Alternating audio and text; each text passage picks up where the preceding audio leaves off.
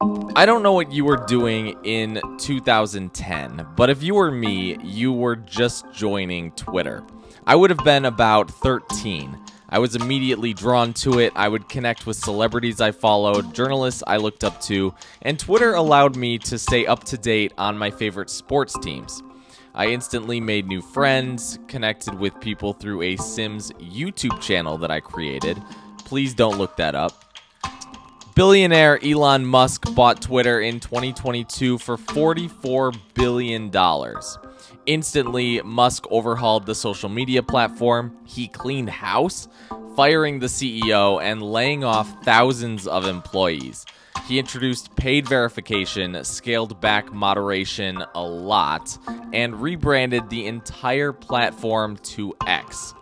We'll be switching back and forth, calling it Twitter and X in this episode. So people are leaving Twitter in droves. Some are opening the app less, and some are flocking to competitors like Mastodon, Threads, and Blue Sky. Callie Hayes is a West Coast tech correspondent at Fortune, and I talked to her about what this means for the future of social media.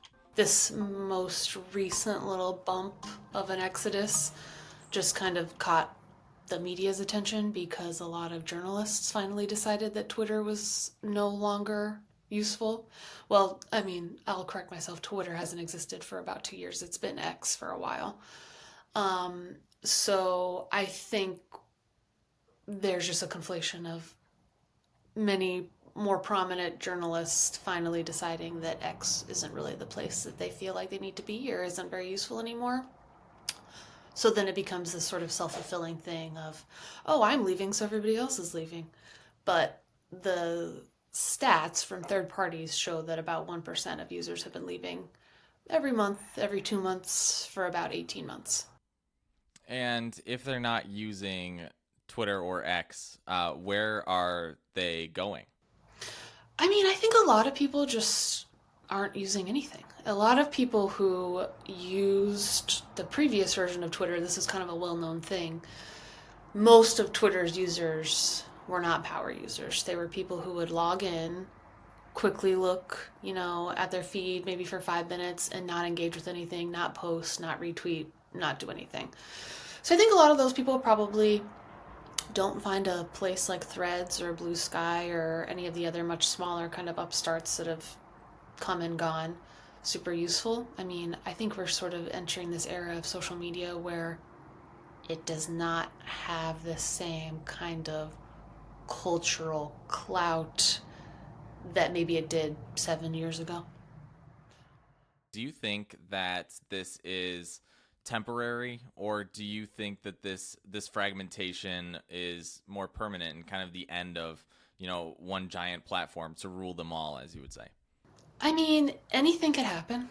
One platform really could kind of emerge as a place where everybody starts going, but it doesn't seem like that right now. It definitely seems like people are sort of picking their spots.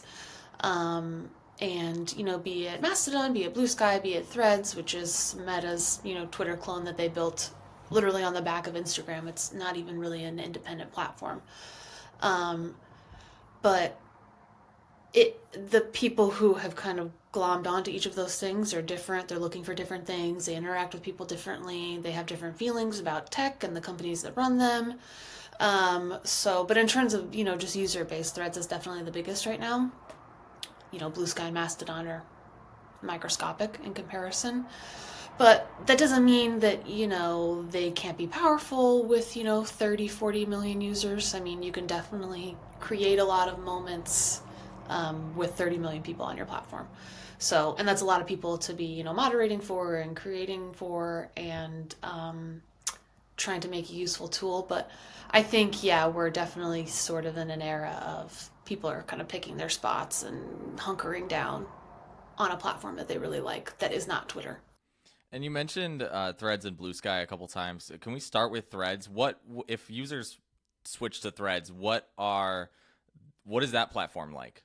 It's very, this has been said, this is not an original thought. It's very normy. It's a lot of people who are just We're kind of the user that I described of Twitter, where maybe you follow 200 people, maybe you have 100 followers, and you just kind of hop on, check for 5 minutes when you're bored or waiting for something or whatever, and you hop off. You don't do anything. I think that's a lot of the user base, which is why, a Mark Zuckerberg or an Adam Mosseri, they only talk about monthly active users, because I'm sure there's a lot of people who maybe only hop on once or twice a month.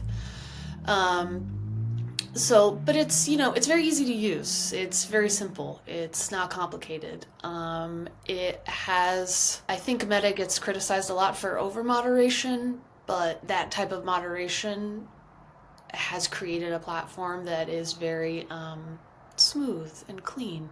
It's just, there's not a lot of like the really deeply weird people that you could find on X or Twitter. And a lot of those weird people are definitely on Blue Sky, which makes it feel very different. And then as Blue Sky, I know it had a soft launch a while back, but it's finally picking up some steam. What's Blue Sky like?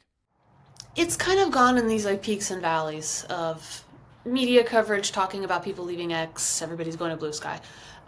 So it's sort of slowly, tripled in size over the last year or so.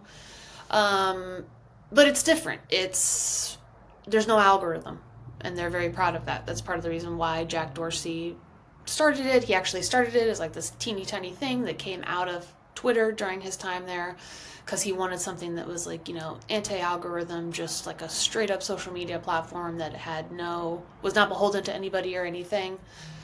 So it's a very different experience.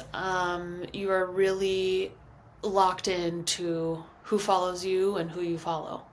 So, which is good and bad. I mean, it's good for the type of person who literally just wants to log on and see what they want to see and log off. I think it's less good for people who are more used to what's become a very traditional social media strategy of algorithmic delivery, which means you can see viral posts, which means that you kind of stand the chance of going viral. And I think whether or not people want to admit it, that's a big motivation for why people continue to post. For the people who post, that's why they post. They stand a chance of going viral and gaining followers. It's really hard to get followers on Blue Sky. It's really hard to go viral on Blue Sky, which is kind of an adjustment, I think, for people, especially if they're used to X or Twitter. I started using Twitter and loved it in 2010, a long time ago. And you found a real community there. And now with this fragmentation, I don't know that it's different, but it seems it does seem different, right? Where it's harder, or I guess it's different navigating those communities and finding. It's not like it was, I guess, is just what I'm trying to say. So does that resonate with you at all? What are the broader implications as far as social media goes? Yeah, I think I think somebody like yourself who was, using Twitter for 14, 15 years, right? It's a long time. So you kind of get super used to it. You get very committed to it. The idea of trying another platform is very annoying, at like the least of it.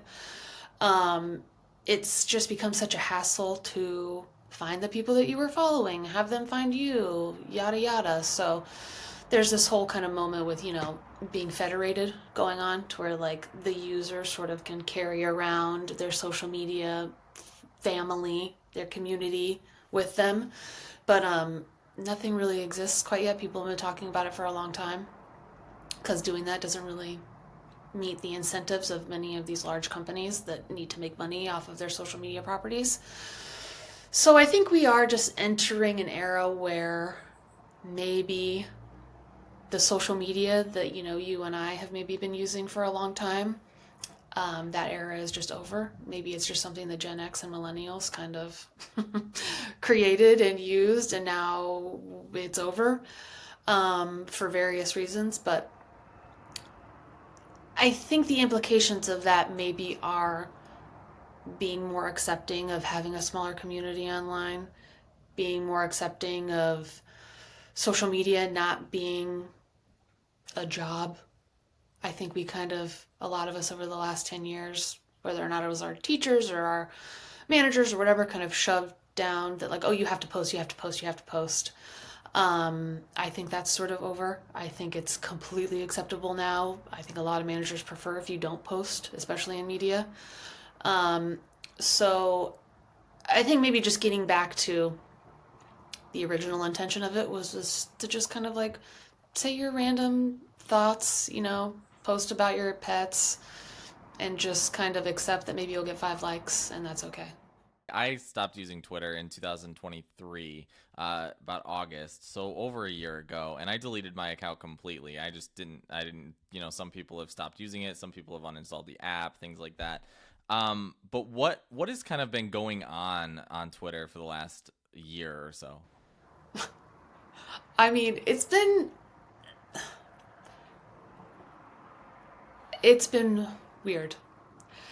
It's like, to me, and I stopped actively using it. I wasn't like really a power user. I covered Twitter very closely, especially right in the run up to Elon's taking a stake, and then the lawsuits, and then the eventual takeover, the aftermath of that.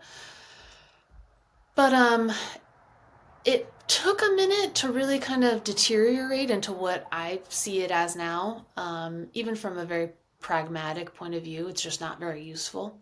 But it's truly, and like I did this whole experiment, right? I started completely from scratch on a brand new computer, no algorithmic history whatsoever, started a bunch of new accounts, interacted piecemeal. I tracked very specifically how I interacted with the platform. And I mean, it was just overwhelmingly what I think could easily be described as just toxic content. And Elon. I mean, just a lot of like violence, a lot of pornography, a lot of Elon Musk, a lot of crypto scams.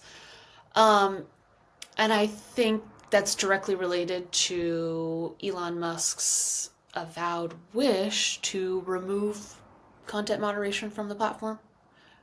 Um, it was actually very interesting to me as a reporter to see what happens when you remove content moderation, how important trust and safety workers are to these platforms, um, how these platforms are truly inundated with poor quality toxic content that if you take those nets off, it just proliferates, it becomes everything.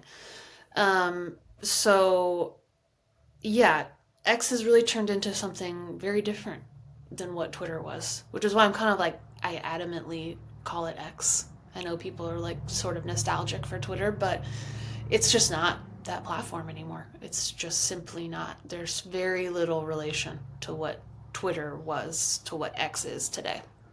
Interesting. That's a really interesting way to put it. I know a lot of people have been going back and forth because it's like if I just because Hank Green put it one way where if it's like if you walk into my town and you decide, you're going to own the town and then you decide one day to call it something, just I've lived here for years, right? Like what gives you the right to, come in here and call it something else?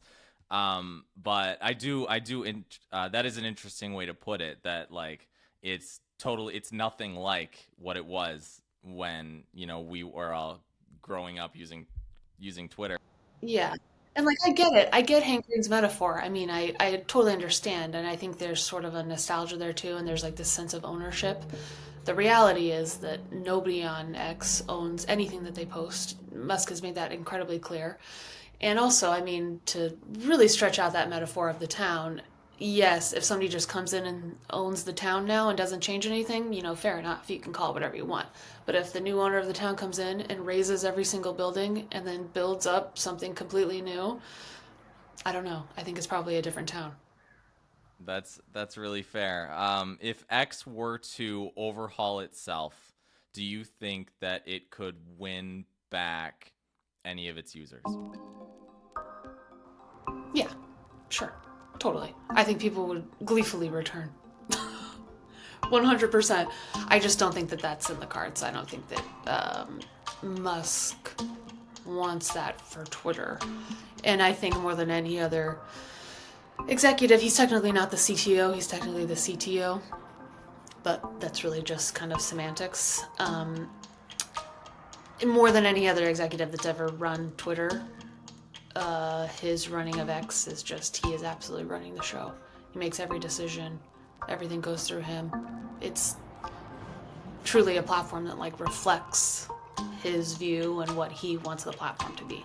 That's exactly what you see. That was Callie Hayes at Fortune. You can find her on Threads at Callie Hayes1 or on Blue Sky at calliehayes.bsky.social. My name is Brad LaPlante. You can find me on Blue Sky at bradlaplante.me. The music you heard today was by Rage, and I'll see you next week.